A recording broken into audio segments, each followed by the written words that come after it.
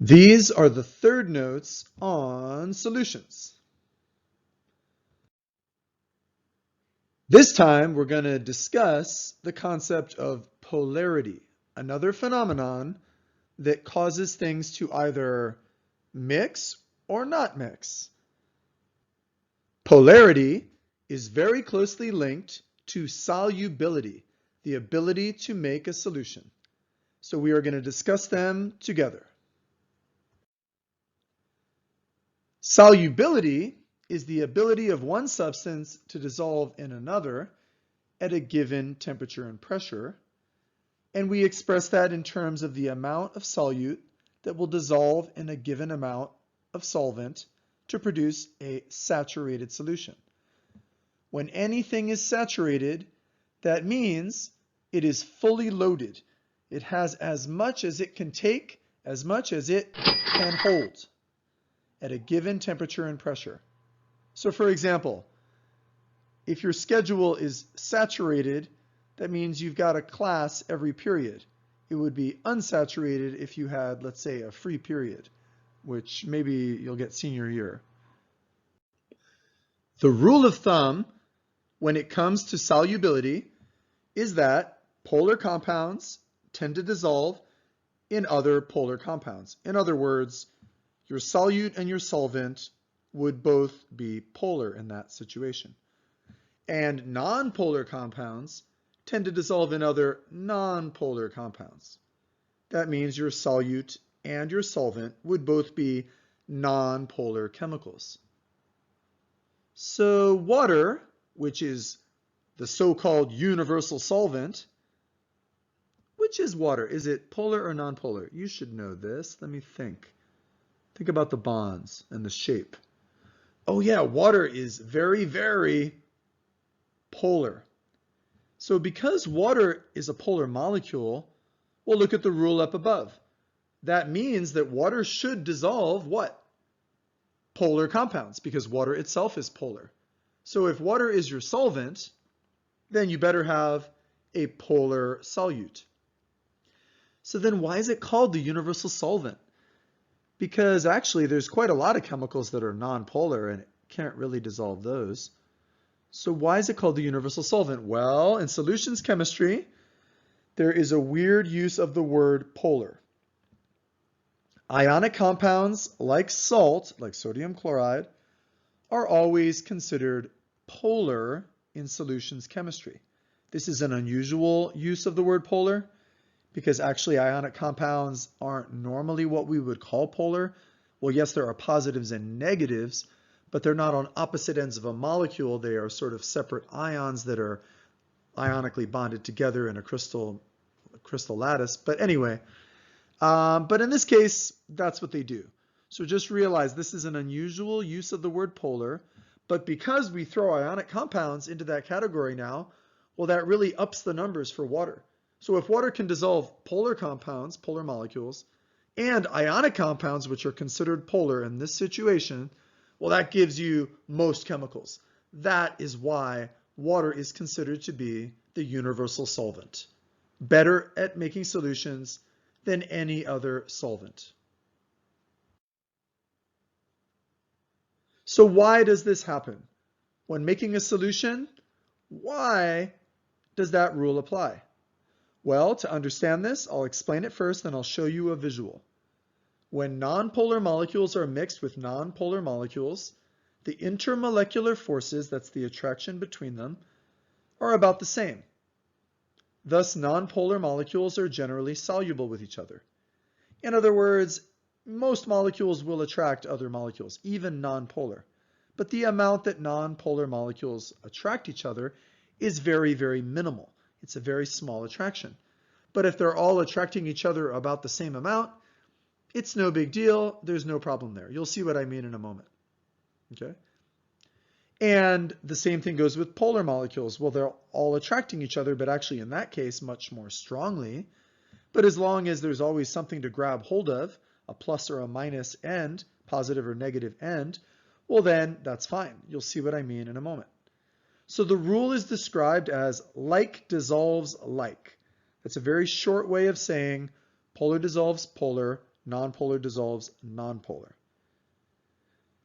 There are some chemicals that are so soluble with each other, they are completely soluble.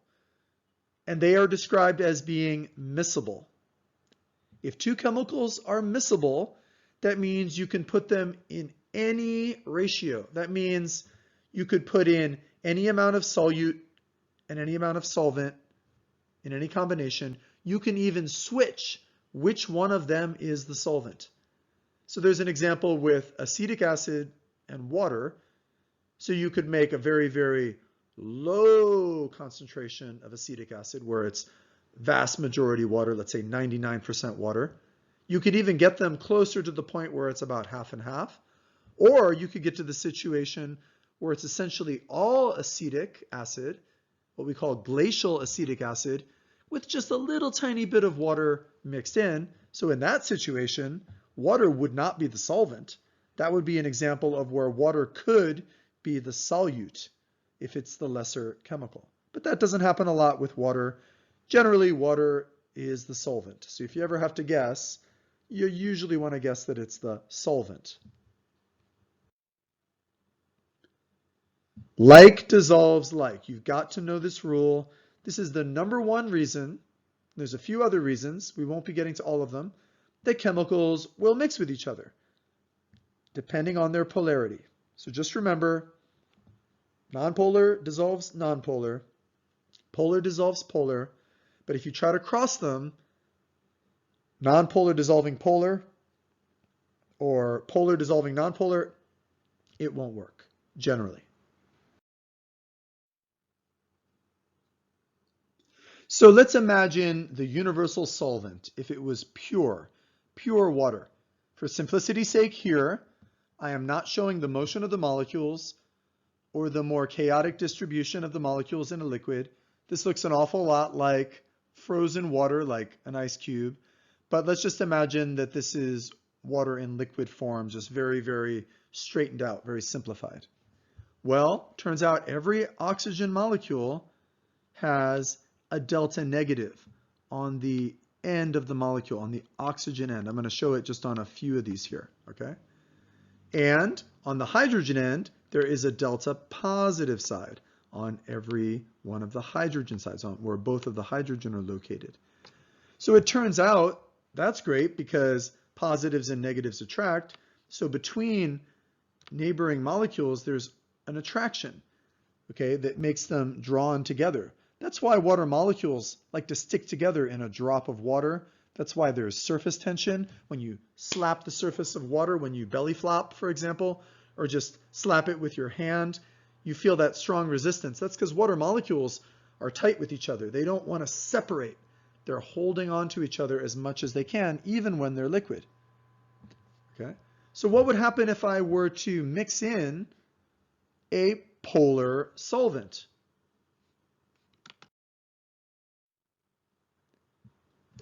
Well, if you mix in a polar solvent, notice, just like we said before, well, the oxygen has a delta negative side. We'll put it on here on a few of these here.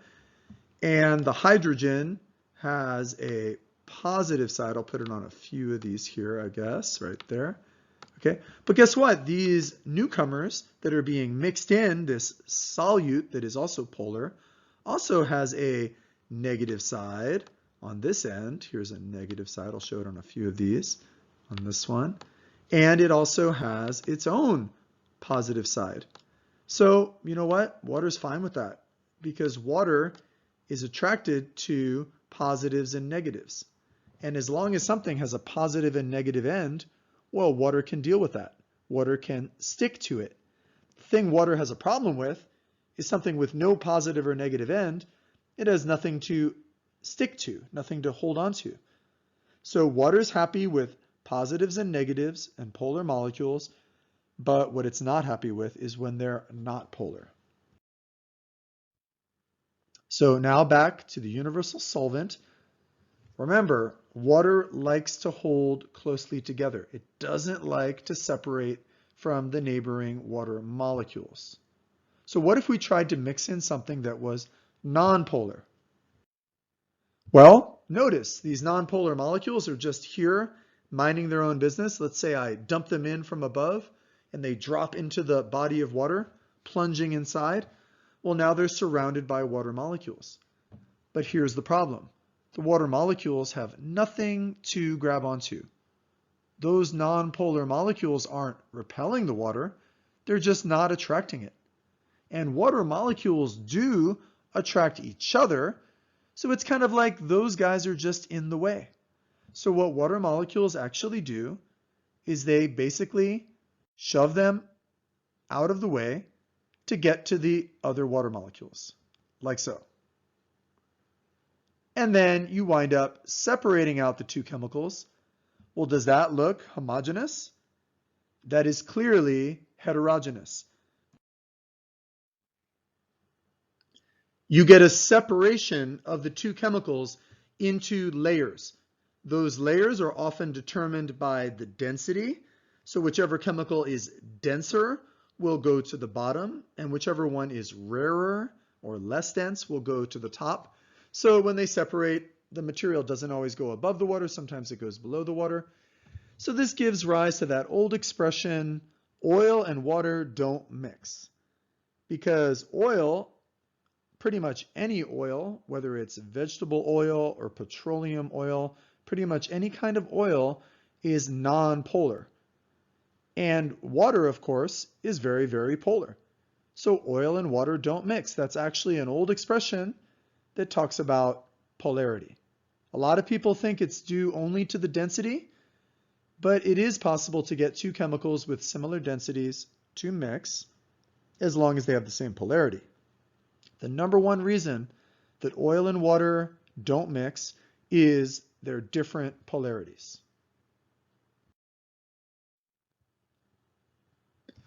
On the other hand, if you had a non-polar solvent, let's say like oil, if oil itself was your non-polar solvent, well, remember, these molecules are barely attracting each other, just a little tiny bit, not nearly as much as the polar water molecules were.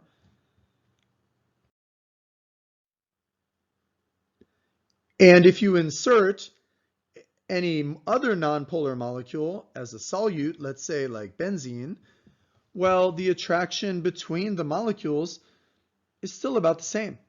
They will attract those just as much as they will other oil molecules. So there's no big problem here. There's no need to force them out of the situation, to force them into a separate layer. So nonpolar molecules will mix with each other because the attraction between them is very similar. It's on the same scale, at least. So that's a simple explanation for why nonpolar mixes with nonpolar. Here is a diagram of where the solute is actually polar, but the surrounding solvent is nonpolar. So the solvent doesn't have much of a problem with this. It's just mildly attracting neighboring solvent particles. However, all of these little solute polar molecules have a strong attraction to each other, and so they begin to pull each other together. And depending on their density, that will determine whether this pulls them in an upward or downward direction. And what you wind up with is separated heterogeneous layers, not a solution. So notice that this was driven by the polar molecules' attraction to one another, not so much by the non-polar solvent, okay, but by the polar solute in this case. So it's really the polar molecules that drive the separation of the two whenever they get mixed. Like we said before, oil and water don't mix, okay, and polar and nonpolar don't mix, with very few exceptions. Ionic compounds are considered polar in solutions chemistry because they do have positives and negatives. It's just that those can be easily separated by a strong enough polar molecule, and that's exactly what happens when salt dissolves in water. Water comes along on the surface of the salt crystal, on the corners and the surfaces, starts shredding them apart. And so what you wind up with is, after the ions are pulled out of the crystal lattice by the surrounding water molecules, you wind up with separated ions floating around in solution with water. Water loves cations because water has a delta negative side. Notice that sodium ion is surrounded by the oxygen end of the water molecule that like to stick to it. It loves anions because they have a negative charge, and water has a delta positive side that can stick to that. Notice the chloride ions are surrounded by the hydrogen ends of the water molecules. So water loves ionic compounds for the most part. They are mostly soluble in water, and it will shred them apart and make a solution. So in solutions chemistry, again, ionic compounds are considered to be polar. And it doesn't have to specifically be sodium chloride. It could be any ionic compound that, of course, can be split apart into its cation and its anion. And that's what water usually does. Even if that cation or anion is a polyatomic ion, or if they're both polyatomic ions, it might look a little more complicated when you see it, but it's the same basic idea. It's still a big particle with a positive charge and a big particle with a negative charge. So water likes to dissolve those as well.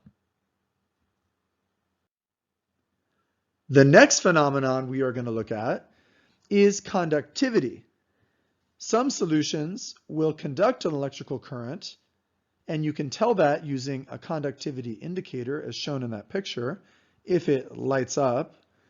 And those solutions are described as containing electrolytes.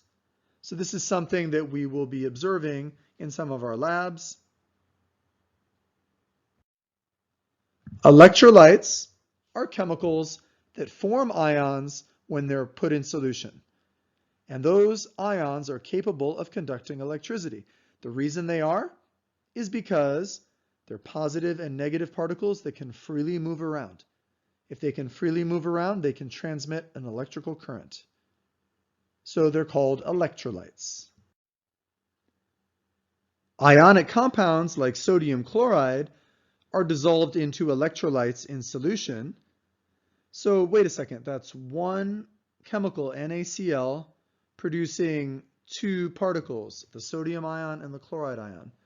So they actually produce more particles per mole than what we call non-electrolytes. That's another one of those great names where something is defined by what it is not.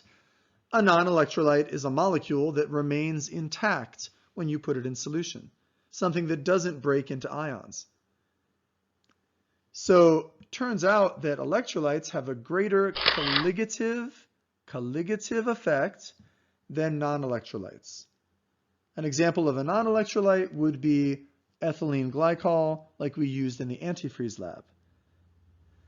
They remain intact, so there's just one particle when it's in solution. An ionic compound will split into two or more particles, making twice as many per solution. That has a bigger effect on lowering the freezing point. If you got more particles, that's going to have a bigger effect. It's also going to have a bigger effect on elevating the boiling point. Those are the colligative properties. Water containing electrolytes conducts electricity. So I like to think of the word electrolyte. It sounds like electric light. And if you have electrolytes, well, then it will light up the electric light. Think of it that way. By the way, I'll just mention briefly that there are some molecules that are electrolytes that can actually be ripped apart when put into solution. And some of those are acids. Many acids are molecules that can be ripped apart when put into water, and we'll talk about that in our next unit.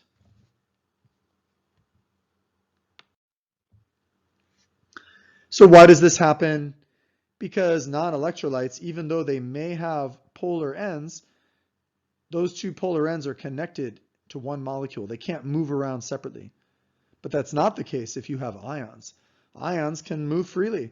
So if there's an electrical current, they can flow in one direction or the other either way conducting electricity. And so if you put a separated circuit into your solution, and if there are electrolytes inside the solution, they will complete the circuit, allowing the light to be turned on. The more of them you have, the brighter the light will be. And if you just have a few, the light will be very dim. Honestly, it's very hard to get away from ions unless you have a super clean beaker that's got nothing in it whatsoever. If you have really, really good distilled water that hasn't been contaminated, it's very hard to get away from ions. They're just going to be around, at least in small quantities. So remember, an electrolyte is when the electric light lights up in solution. Once you have a mixture, well, sometimes you might want to separate it again back into the two or more chemicals that make it up. And sometimes that's easy, and sometimes that can be challenging. If it's a heterogeneous mixture, well, there's a few easy ways to do it then. You could do what is called decanting. Decanting is just pouring off the layer on top. If you pour off one layer, well, you're left with the layer below it, and now you've separated the mixtures. That only works if it's a heterogeneous mixture, one of those bad mixtures. Okay. You could also separate them using a centrifuge, separating them by density. You could use filtration to separate them if they're different sized particles, or you could just wait for one of the materials to evaporate over time. Another way to separate mixtures is chromatography. The advantage to chromatography is it will actually work on homogeneous mixtures as well. It'll pull different chemicals out of solution based on the attraction to paper, but chromatography has its limitations, and it's not my favorite way of separating solutions. The best way to separate a solution is definitely distillation. As long as they have two different boiling points, well, you can boil off one of the chemicals and leave the other one behind. If you boil off one chemical and capture that and condense it somewhere else, that is what is called a distillate. A distillate is something like distilled water or distilled vinegar, something that has been concentrated by distillation. So generally the way we do it is we boil one off and collect that one, and that is the distillate. But then the one that is left behind can also be relatively pure, and you've pretty much separated your solution. It gets a little trickier when it's a mixture of more than two chemicals, which we usually have in the world. So you have to do it's a longer process. But basically, think of distillation is boiling off one of the chemicals, like let's say the water, and leaving the other one behind. If you want to know if a chemical is soluble with water, then you really want to know your solubility table. On page 473, there is a solubility table. And make sure that you're reading this correctly. The chemicals on the top, the chemicals shown on the top are actually soluble in water. So pretty much anything that has an acetate or an alkali metal, that's an important group. Ammonium, bromides, if it has those in it, it's pretty much going to be soluble in water. Okay? Unless it's one of the exceptions. Notice that there are some exceptions, like acetates containing iron, for example. Okay? Alkali metals only have one exception, lithium fluoride. Okay? So as long as it's not one of those exceptions, then the groups of chemicals on the left will be soluble. And there's a lot of acetates. There's a lot of compounds with alkali metals. That's an understatement. In fact, you could say that's one of the reasons that water is the universal solvent, because of those alkali metals making everything soluble in water except for lithium fluoride. Lower down on the table, we see the opposite. We see chemicals that are insoluble in water. That means carbonates are not soluble. Chromates are not soluble. Hydroxides are not soluble. Unless it's one of the exceptions, Oh, look, group 1, group 1. Those are the alkali metals. So why is group 1 in every one of these exception categories? Oh yeah, because look above, alkali metals are soluble in water. So if you mix them with pretty much anything, with that one exception, it will make something soluble in water, which again is one of the reasons that water is the universal solvent. Why does it say group 1 instead of just alkali metals? Well, there's another important element in group 1 that is definitely not an alkali metal because it's not a metal. Hydrogen. Hydrogen is in group 1, the most abundant element in the universe. So you can't just ignore that. So when they say group 1 instead of just alkali metals, that's because they want to include hydrogen as well. So make sure that you're familiar with how to read this solubility table, and we'll be using it later on. So now you should understand a little bit more about why some chemicals will make a solution and others will not, and also why some chemicals are electrolytes and others are not. And that is the end of the Notes on Solutions, Part 3. Thank you very much.